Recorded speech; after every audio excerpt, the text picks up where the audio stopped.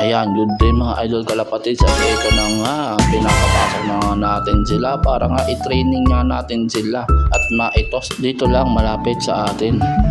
Isa-isa na nga sila pumapasok dyan sa ating training box para nga ay mailipad na natin sila at mabanat yung kanilang mga pakpak.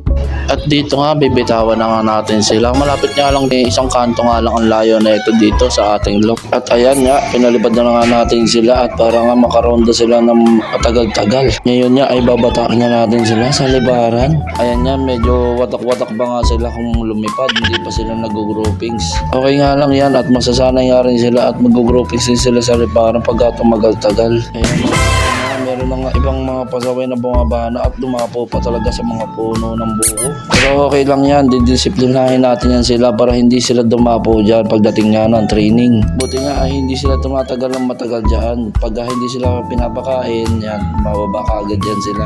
Ganun kasi ako magturo ng mga YB ngayon bago sila pakainin. Yan, pinaparonda nga muna natin sila.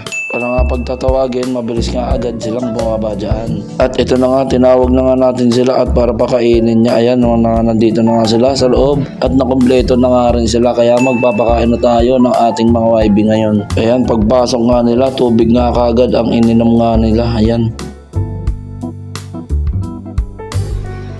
grabe nga din kasi talaga ang init kaya yung ibang ibon nga natin, no? Grabe nga yung hingal. Ayun, hingal lang ilangal pang ating red chick. Grabe nga yung ngalgal ng iba kaya nga tubig kagad yung mga ininom nga nila. Ayan, ito po, grabe yung ngalgal nga ng ibon nga natin. Ayan, maya nga ay maglalagay na tayo ng patoka dito sa kanilang patokaan.